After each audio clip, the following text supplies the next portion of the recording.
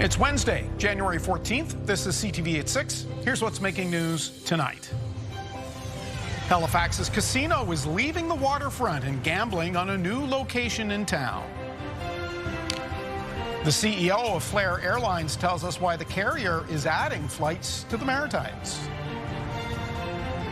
Mild temperatures along with rainy and foggy conditions tomorrow. How much rain to expect coming up? Live from our Maritimes News Center, this is CTV News at 6. Here is Todd Battis. Good evening. Nice to have you with us. For 3 decades, Casino Nova Scotia has occupied space on the Halifax waterfront, first in a hotel, then in its own complex. Now, the gambling facility is rolling the dice on a new location, leaving a prime piece of real estate downtown. CTV's Callum Smith reports. IKEA in Dartmouth Crossing will soon have a new neighbor. The Halifax Casino is moving from its waterfront location across the harbour. Today, it's the closing day, more or less, of this transaction, and this is a real positive for the province. The Nova Scotia government owns the waterfront land, and Great Canadian Entertainment says they've been told it's time to go with provincial intentions of selling the land to a third party. For the government's part, it won't say what would be ideal here, simply that it's seeking the best value for the property. The acting finance minister also wouldn't say if government will help fund the new casino build on private land, just that they're expecting the same annual return. In terms of the revenue raised by the province, we expect that revenue to be about 30 million, the same as it's been in the past, more or less. Dartmouth Councillor Tony Mancini is excited to add entertainment to the always growing Dartmouth Crossing, but also for the Halifax waterfront's future. This is a prime location, and so we're really excited to see hopefully some iconic type of a building structure that will attract more and more people to our waterfront. The company declined our interview request, but said in a statement they'll build a brand new purpose-built destination, quote, creating a signature development that will redefine entertainment and economic opportunity in the region and establish a new tourism anchor in Nova Scotia. But not everyone agrees with the move. I think it's not a good idea. It takes people away from the city. People who go into the casino, they spend time in the hotels, they spend time down on the waterfront, restaurants. Tourists wouldn't come out of their way to come over here to go to the casino. I think that the downtown pubs and whatnot would, the people coming out after their night out, a lot of them probably go over that way. I think it's probably a good idea to have it out of the downtown area and have it in a more remote spot out here. The new location is expected to open in 2029. The Nova Scotia government says the current Halifax casino property will be put up for sale in the coming weeks. In the meantime, the company says operations here will continue until the new build is finished. Great Canadian Entertainment will own the Dartmouth Crossing land and be responsible for the build and operations of the facility. Government claims more will be said about the future of this site in the coming weeks or months. Todd. All right, Callum. So not unlike Casino New Brunswick, which is at Magnetic Hill outside of downtown Moncton. Thank you for that. Callum leading us off tonight from Casino Nova Scotia on the Halifax waterfront. This is kind of fun. In the Video Vault section of our website, we look back to day one of Casino Nova Scotia. That was 31 years ago, and you can take a look at that at ctvnewsatlantic.ca. A double murder trial underway in Moncton that's expected to last upwards of 3 months continued this morning, but hit a snag. CTV's Derek Haggett explains. It was a short day for the jury at the Jansen Baker double murder trial. The morning began with testimony from a member of the Kodiak Regional RCMP who worked on the murder investigation from the start. Baker has pleaded not guilty to 2 counts of first-degree murder in the deaths of 78-year-old Bernard Saunier and 74-year-old Rose-Marie Saunier. The Dieppe couple was shot and killed in their home on Amaro Street on September 7, 2019. According to his testimony, the Mounties' main role was to investigate the city and the public's surveillance videos of vehicles traveling in the area the hours before and after the murders took place. During the witness's testimony, a legal matter came up and the jury was sent home for the day. A publication ban prohibits any reporting of what takes place inside the courtroom without the jury present.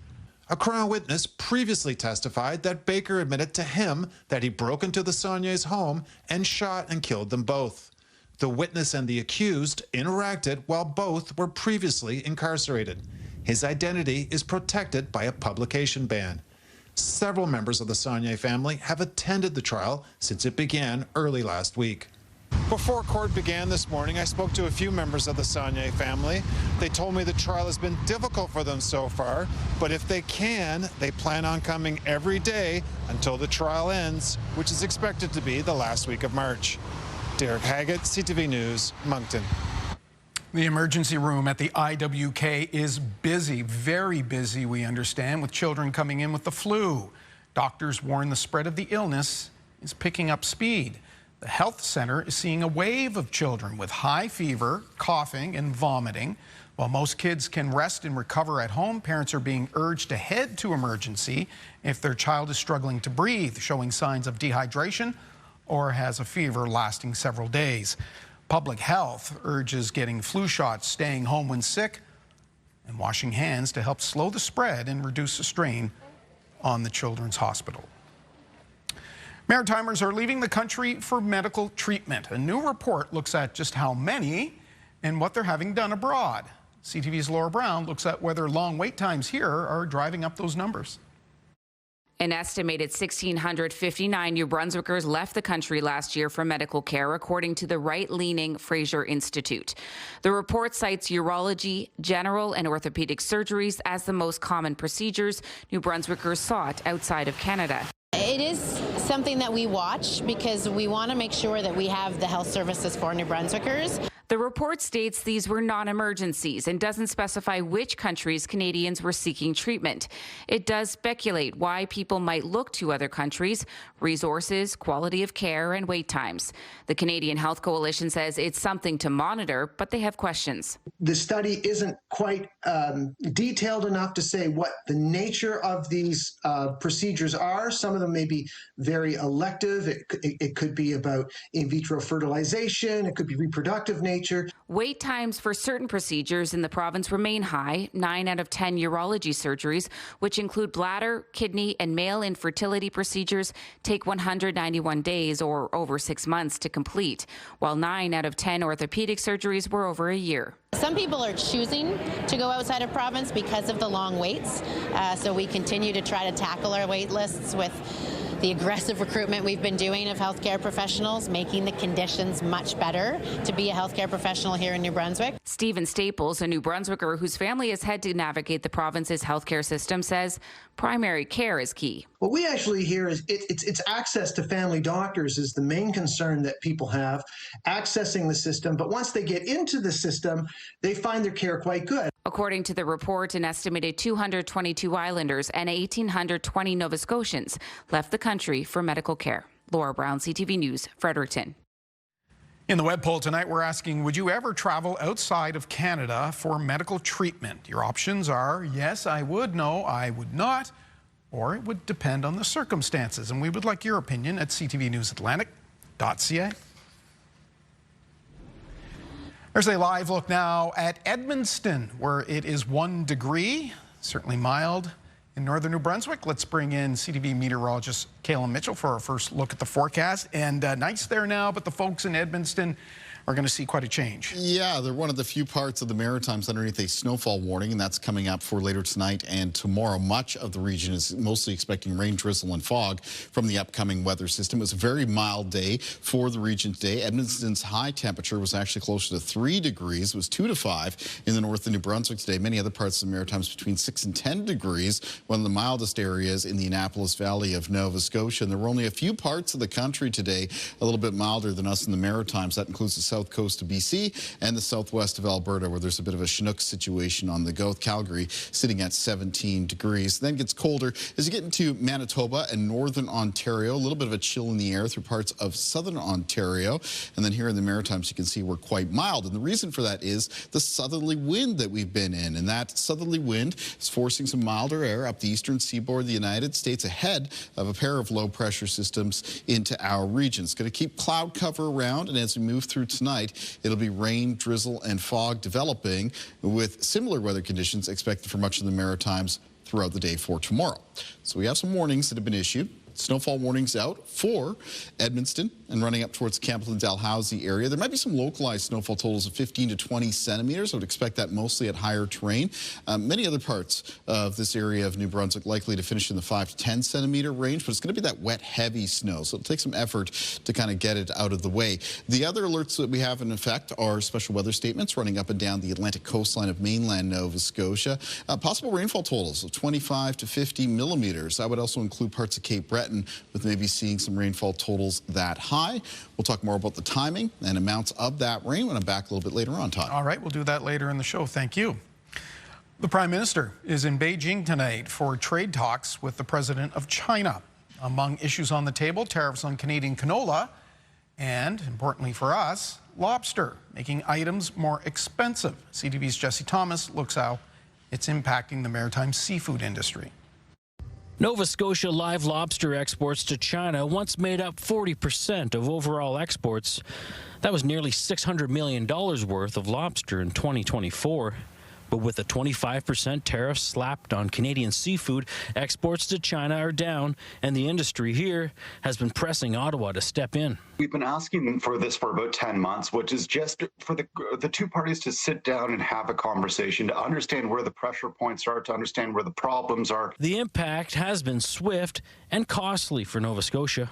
The provincial economy has lost, $400 to $500 million in sales to China over this period of time. The hit especially hard on companies that deal exclusively in live lobster, a product China has a strong appetite for. We have done precious little export to China since April.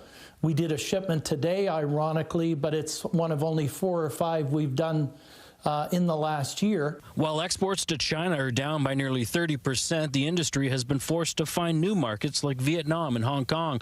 But those gains don't replace China's scale. But we've gained 6 or 7 new clients in the last year in a variety of other countries. So it's been forced to do that, I guess. Absolutely forced. You cannot easily replace the volume that China provides. So you need multiple accounts in other countries to make up for the volume of a particular client in China. While the industry is optimistic that the Prime Minister is in China for talks, the first visit since 2017, they don't expect any concrete commitments to come out of these meetings. Probably won't be resolved overnight, but at least this is the first step for them to sit down and start discussing a path to finally ending this problem. China's tariffs are widely seen as retaliation to the 100% tariff Ottawa put on Chinese electric vehicles, so those in the seafood sector understand any gains for them could come at the cost of Canada's auto industry. Jesse Thomas, CTV News, Dartmouth. Halifax Water's proposed 12% rate hike for January and another 6% increase in April have been given the green light by the Regulatory Appeals Board.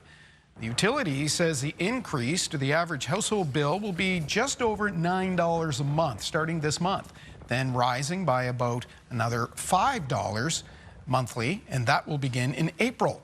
Among the reasons given by the utility for the rate hike was inflation, aging infrastructure, and growth. The last rate hike was about 2.5 years ago. A European renewable energy firm says it has entered the race to develop offshore wind projects in Nova Scotia. Sister companies Q Energy France and Hanwha Ocean say they are jointly bidding for licenses to start offshore wind development. The province wants to ramp up clean energy through an ambitious wind plan. Hanwha Group from South Korea says it can help Nova Scotia produce large-scale offshore wind development.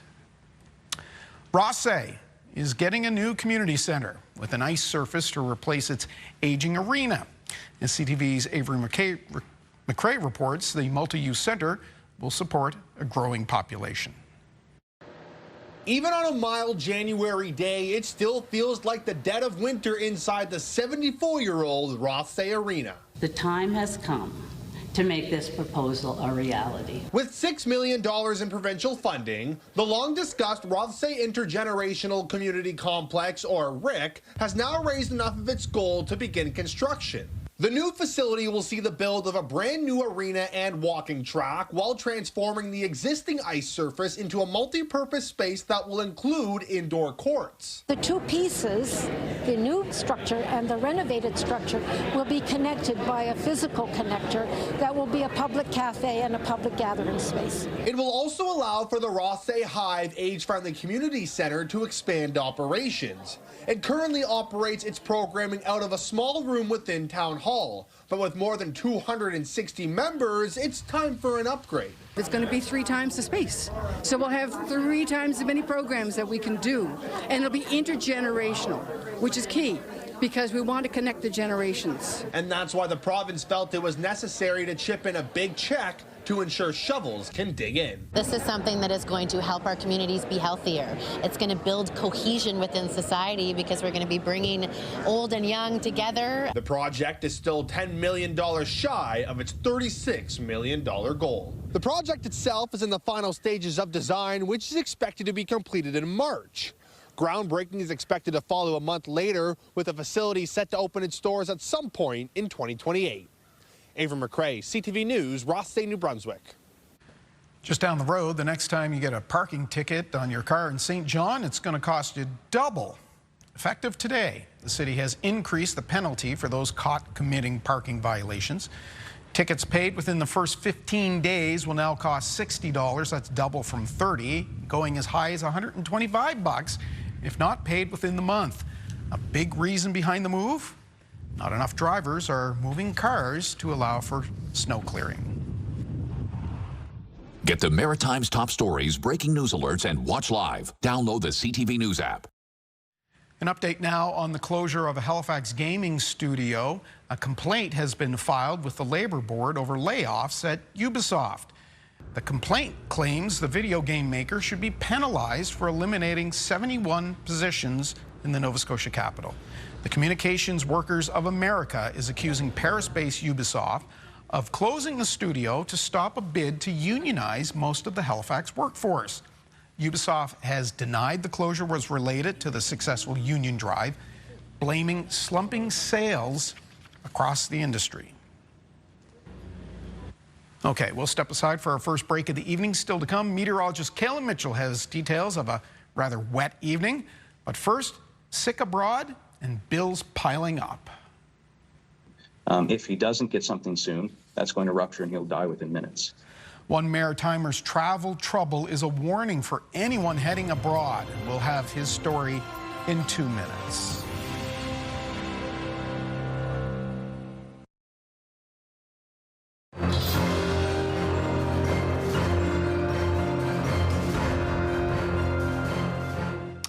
We have a cautionary tale now of one Maritimer's medical ordeal while on vacation. A 65-year-old man is in a Mexican hospital with bills piling up after he fell ill and his travel insurance expired. CTV's Vanessa Wright has his story. The family of 65-year-old Robert Wagner is doing everything they can to keep him alive. We're several centimeters past what would be considered critical and requiring medical intervention. If he doesn't get something soon, that's going to rupture and he'll die within minutes. Wagner left his home in Summerside, PEI on November 4th and was in Mexico for nearly 2 months before he called his son Rob, telling him he wasn't feeling well. We booked him a flight for the next morning to come home. He collapsed at the gate, the Air Canada gate at the Puerto Vallarta Hospital, and they took him by ambulance to a private hospital here just outside the airport. He says his father suffered an aortic aneurysm and needed immediate surgery. The only problem is Air Canada travel insurance had expired. It only covered his stay for 30 days. That's unfortunate when situations like this come up because the impact is real. The Travel Health Insurance Association of Canada says it's a cautionary tale for Canadians about the importance of getting medical coverage before traveling. Very important to get that because the risk is so large for a medical emergency happening abroad, whether that's in the United States where we see some of the highest costs on the planet, or in places like Mexico, where what we've seen is very much close to healthcare costs similar to the United States. Wagner's son says topping up his father's insurance is something they should have done in hindsight. He says the hospital in Puerto Vallarta told him surgery would cost over $100,000. And then when we didn't get enough of it together, they would cancel the surgery or postpone it. And they kept doing this for about a week or so. We spoke to some outside medical professionals who suggested that we get out of that hospital. Now that he's out, his family is arranging for an ambulance to transfer him to a different city in Mexico for surgery. We're still trying to scratch up the funds required. We do have a GoFundMe that's going right now, and it's been great. The family is hoping he will get the care he needs to make it back home.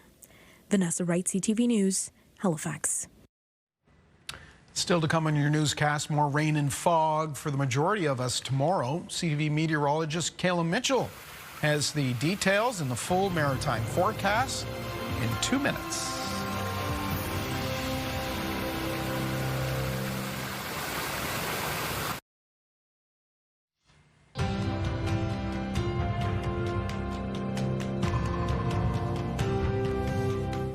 Yes, there is no minus sign in front of that 7. It is 7 degrees on the plus side. Yeah. Downtown Halifax, and I'm sure you hear this too, Kaylin. Folks will say, oh, we'll pay for this in February. Yeah. The weather doesn't work that way, though, does it? Yeah, thankfully it doesn't. Just because it's 7 right now, we're into a bit of a January thaw here in the Maritimes. Doesn't mean we're going to get walloped by cold and snow in February. Of course, it doesn't mean that we won't get walloped by cold and snow in February either.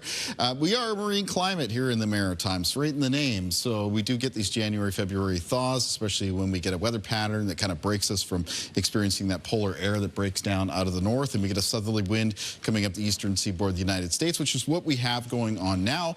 Let's take a look at our weather systems map. So that south wind keeps us mild for tonight. It is rain, drizzle, and fog developing tonight for the Maritimes. Light rain for the most part. And during the overnight hours, some snow expected up in that northwestern corner of New Brunswick from the Edmundston area up towards Campbellton, Dalhousie, where earlier we took a look and there are a couple of snowfall warnings in effect. Start of the day for tomorrow, if you're thinking about Thursday morning, plan on it being rainy and foggy in the region. Be careful about reduced visibility and the falling rain and any fog that is present. The initial round of rain mostly works its way through morning into early afternoon. Then there's a bit of a lull in behind it where there might be some patchy showers, drizzle, and fog. Still some falling snow in the northwestern corner of New Brunswick. But there will be a second round of rain that comes in late Thursday night into early Friday morning. That second round mostly expected to come across areas of Nova Scotia, possibly eastern parts of Prince Edward Island. It clears out through Friday morning. In behind it, there'll be a mixture of some showers and flurries. So let's take a closer look at one of the areas that'll see the 2 rounds of rain. This is just in and around the Halifax area. You can see the first round coming through mostly during the morning hours, and that second round expected late Thursday night and into early Friday morning. In total, though, there might be some parts of the Atlantic coastline of Nova Scotia that finish with some rainfall totals in the range of between around 25 and in some cases 40 to 50 millimeters of rain. You can get more water runoff this time of the year because of the frozen ground, so be careful about that. Other parts of the Maritimes mostly looking at some rainfall amounts between 5 and 20 millimeters. Left out the northwestern corner of New Brunswick because there, again, it's a potential, what I'm thinking is going to be around 5 to 15 centimeters of snow. Any amounts that reach 15 centimeters or higher, most likely at some of the higher elevations in that northwestern corner of the province. It's likely to be that heavy, wet snow, though, so it might take some effort to move out of the way. Winds out of the south and southwest for the remainder of tonight and for tomorrow. There is expected to be a period of some higher wind gusts, Halifax and east in Nova Scotia, late Thursday morning into early Thursday afternoon. Some of the peak gusts could get up between 40 and 60 kilometers per hour, 70 around exposed areas of the coastline. And because of the topography of the Cape Breton Highlands, northern Inverness County and Cape Breton, wouldn't surprise me if there's a couple gusts of 90 kilometers per hour or higher, but those stronger winds should diminish as we move into late Thursday afternoon and Thursday evening. Temperatures tonight for most of the region quite mild. A lot of lows will be in the range of around 3 to 7 degrees, a little bit cooler than that through northern areas of New Brunswick between around -1 and +2.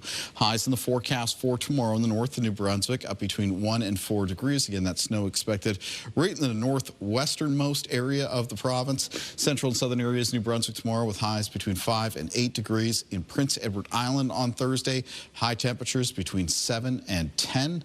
And for eastern areas of Nova Scotia, including Cape Breton, threat in the North Shore and Eastern Shore. A lot of high temperatures between 8 and 12 degrees. Northern and central areas of Nova Scotia with high temperatures between 8 and 11, 7 at Chester and Lunenburg. The Annapolis Valley with highs near 11 degrees and high temperatures between 7 and 10 for the South Shore and southwest of the province. Taking a look at the extended forecast for New Brunswick. Now, there is some colder air that moves back into place through the day on Friday and especially Friday night into the start of the weekends. Be careful about any wet surfaces turning icy.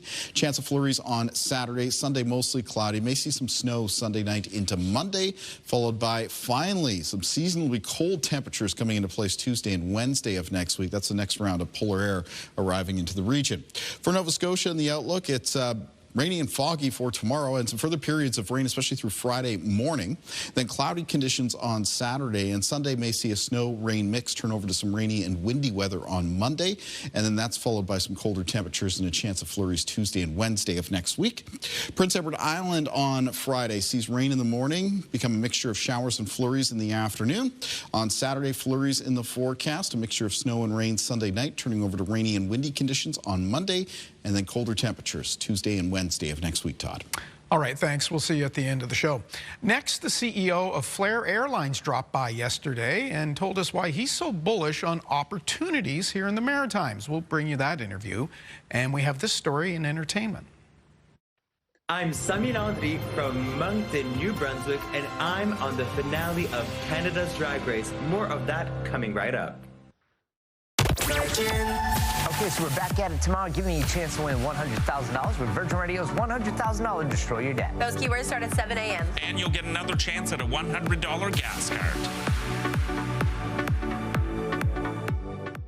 card. Tonight, the spouse of Canada's worst mass killer breaks her silence. And I'm thinking his paranoia, like he's getting crazy at this point. Shocking details of his spiral before the rampage and how she was also terrorized.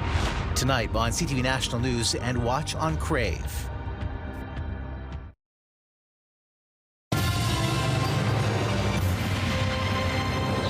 Welcome back. Well, we've done a lot of reporting recently on airlines and air traffic across the country, but in particular here, obviously, in the Maritimes. And tonight, we're very pleased to be joined by Maciej Wilk. He is the CEO of Flair Airlines. We've had him on the show before, but we've never had him in studio. We're certainly happy to have you in the Maritimes. Welcome. Thank you for having me. This is actually my first time to Maritimes, to Halifax, and I already love it. Great. Obviously, there's a reason why you're here. Why don't you tell us about what brings you to the region? Well, we're doing a little bit of road showing, meeting tour operators, trade partners. We're having some meetings today and tomorrow with our business partners. So it's all about preparation for the next summer season, which is going to be even bigger, even stronger than last year. You expect it to be bigger than last year? Absolutely, and we are taking concrete steps to prepare for it. Last year we carried about 200,000 passengers in and out from Halifax. Next year, I mean this year, it's going to be close to 300,000. This is what we're preparing for.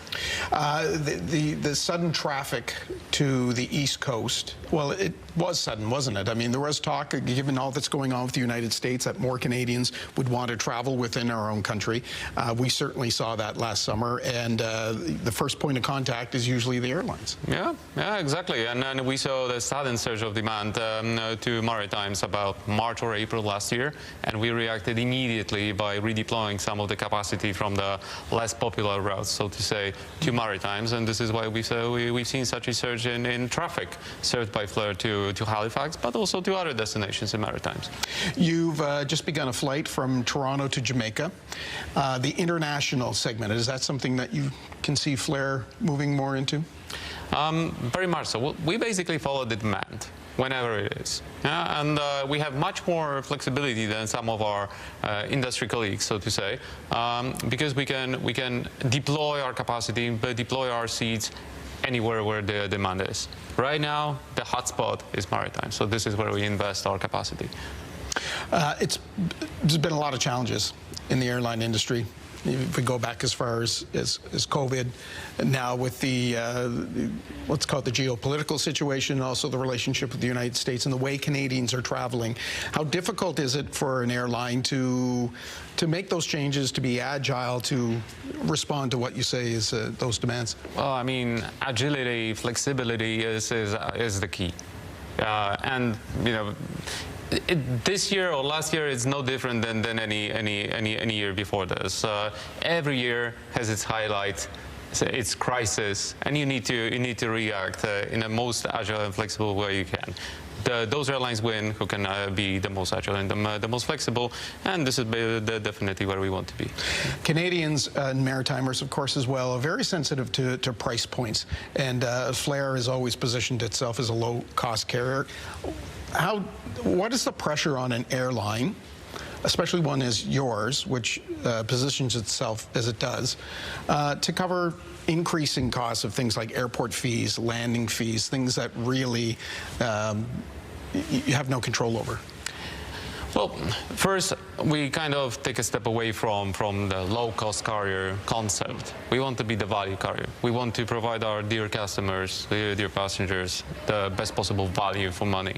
So get them on time to their destinations safely, in a comfortable way, for the best possible fare. And of course, there are elements of our cost structure that we do not control. Navigation fees, airport fees, other things. But what we do control is our efficiency, our internal costs, and also the unit cost. So if we utilize our equipment, our assets as much as possible, if we fill the aircraft close to 100%, which we consistently do, then we are able to lower the unit cost and therefore lower the price for the average customer. You were talking about expanding capacity to Halifax. Do you see Flair going into other maritime communities, perhaps? Yeah, absolutely. Even this year we'll be opening Moncton. We're flying to Charlottetown, to St. John. So there's already like 4 or 5 destinations that we serve today. And along with the growth of our fleet, of further expansion of our network, well, I'm certainly looking forward to seeing even more destinations in Maritimes. I can't have a CEO of an airline join us without asking about the kerfuffle that's been recently in the news with WestJet, their decision in terms of seats and adding a row and space, and there's been a lot of talk about it. What's your thoughts on it? I mean, you know, there's this saying in Polish, in my home language, that you cannot have an apple and eat an apple. So that's kind of the thing that our colleagues from WestJet are trying to do. So keep those business seats in the front, but then squeeze as many seats as possible to the back of the cabin. I mean, this doesn't work like this. We, in contrast, we offer like 189 seats in every single aircraft that we operate, but we offer at least 29 inches of seat beats. So there won't be any situation that people cannot fit their legs in between the seats and then fly for 5 hours in such conditions. This is not happening in Flair. Well, I'm sure potential customers will be happy to hear that. Maciej Wilk, CEO of Flair Airlines, thank you very much for coming in. Appreciate it. Thank you very much. Thank you for having me. And welcome back to the Maritimes. We'll take a break. We'll be back with much more of your news after this. Stay with us.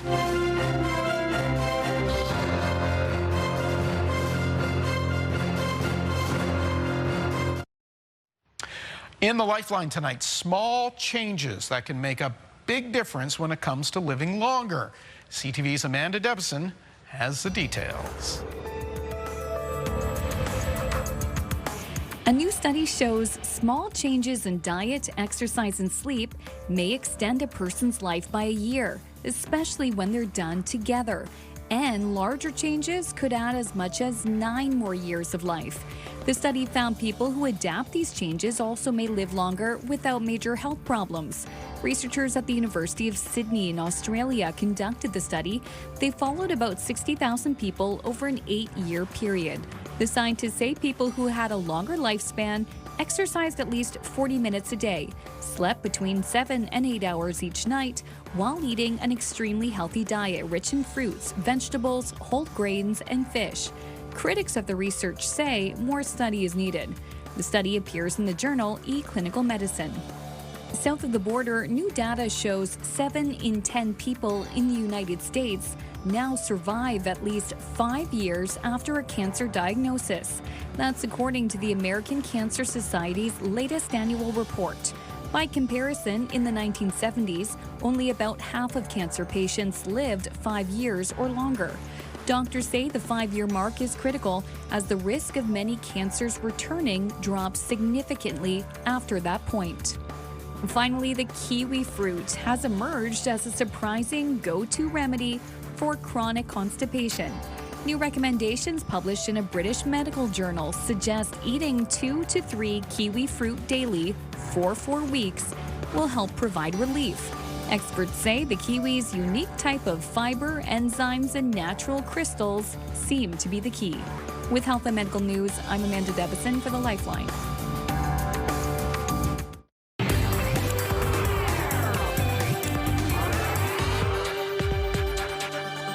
Time for entertainment with Katie Kelly. The finale of Season 6 of Canada's Drag Race. Tomorrow night, there's a Maritimer in the Final Four, I think for the first time. It's very, very exciting. So Sammy Landry is originally from Moncton, New Brunswick, and win or lose, she's already putting Acadian drag on a national stage. Season 2 are coming back to me now. We got 2-headed queens and a 4-arm step down. Sammy Landry has become a Canada's Drag Race fan favorite. The kind of queen you see once and immediately want more. It's been so much fun. It's been a lot of work. It was very stressful. It's been very testing, but at the end of the day, it's been so much fun. She was tested early on, landing in the bottom 2 and forced to lip sync for survival. She says that moment changed everything because in this competition, you don't get time to spiral. It's been so great to learn that lesson that, you know, like never give up for real, like, because you don't know what's coming up next. And also, if you have a bad day, like, you have no choice but to dust yourself off and then bring your best immediately. Your talent is taking you to the finale. Thank you. Now she's in the finale. I built my way up to that finale, like brick by brick, you know, like it wasn't, I didn't like just end up there by chance. Along the way, she's also being celebrated as a flag bearer for Acadians and a pioneer for New Brunswick drag. Landry says those roots show up in her performances, whether she's planning it or not. Like point blank, like I know that so much of who I am as a person, and in translation also so much of what I do in my drag, not even on purpose, is so Acadian, is so Maritimer, just because I am so Acadian and so Maritimers. It's never been fully a conscious choice to like, because I just knew that whatever I do, that will naturally come out. And when it comes to the finale? I would say it's an episode where we get to shine the most, where we individually get to put all of our uniqueness or all of our drag on the spotlight and let it all hang out. Landry says the fan support has been overwhelming and attributes it to something more than talent. The art form of like actually doing the drag and, you know, knowing the skills and all that is important, but I've always known that to be a great drag queen is to be a great person. So I work so hard. I do a lot of effort to be nice, like, you know, to listen and not let my own ego get in the way. I humble myself every day. So to know that work resonates with people is really great. I live for Sammy Landry. So I have a little friend gang here who loves this show, and I also said it to Sammy, like, she's a fan favorite, not just because she's a Maritimer, just because she's that fun, that funny, just all around awesome, and a good person, like you said. Well, we wish Sammy luck. That's tomorrow night. Yeah, tomorrow night. Crave. On Crave, yeah, 10 o'clock Atlantic time. So we've got the details on our website, but yeah, definitely rooting for our East Coaster there. Yeah, all right. Now to something for those looking for a family night out that's actually fun and educational. That doesn't exist, does it? It does, Todd. Get ready for Dr. Kaboom Under Pressure.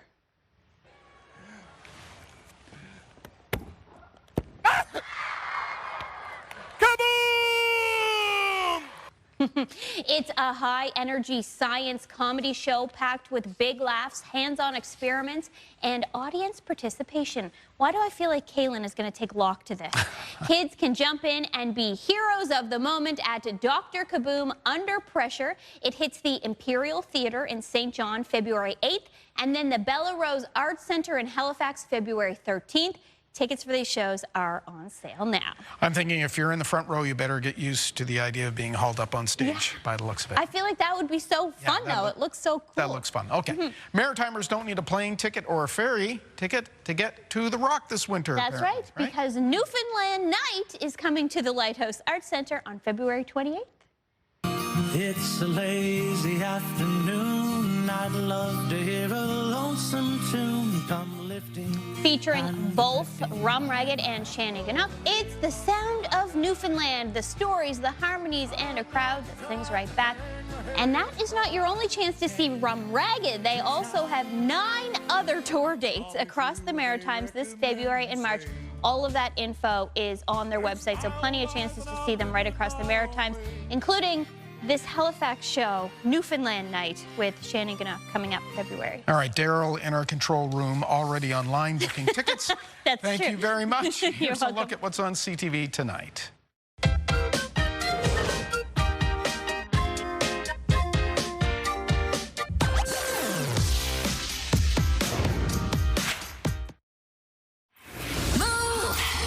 With Aaron and Peter. Little luxuries. What is the little luxury you allow yourself? Tomorrow at 6. Talk about luxury. How about beaches, Turks and Caicos? We start giving away trips Friday.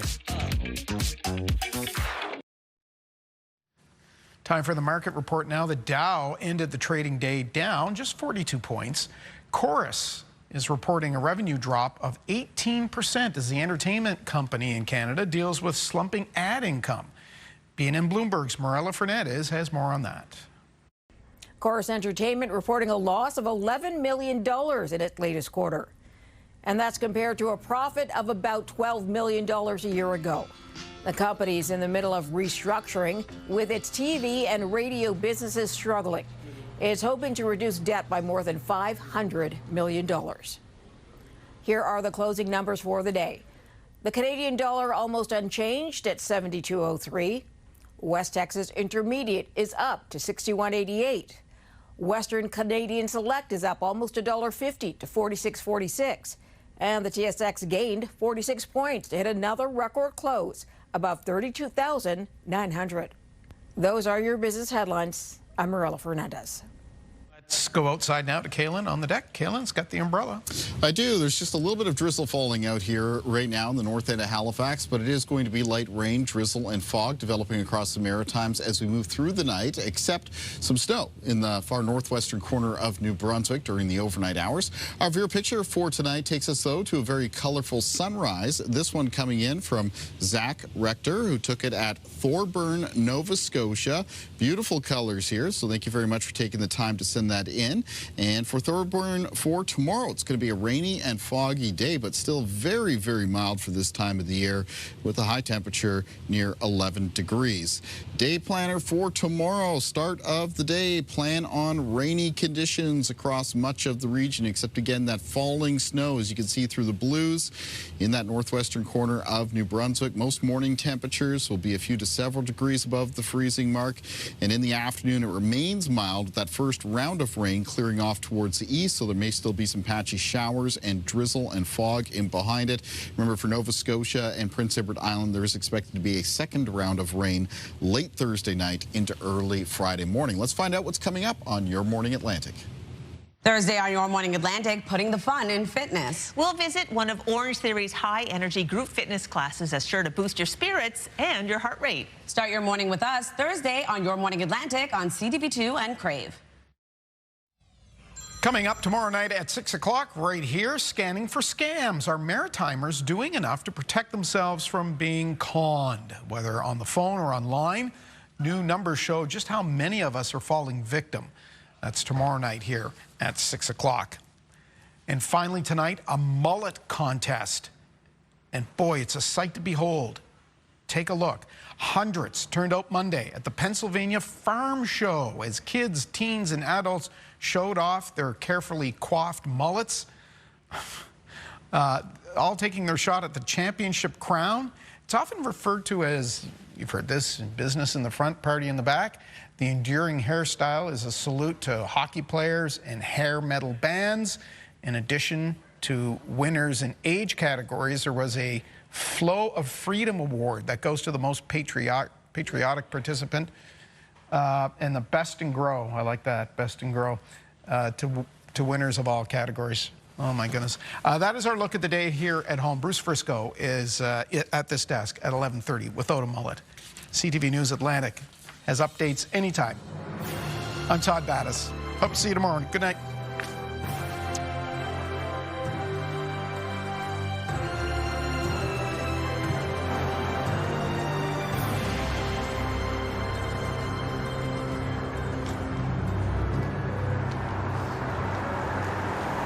CTV News, the Maritime's #1 newscast. Watch live on Crave.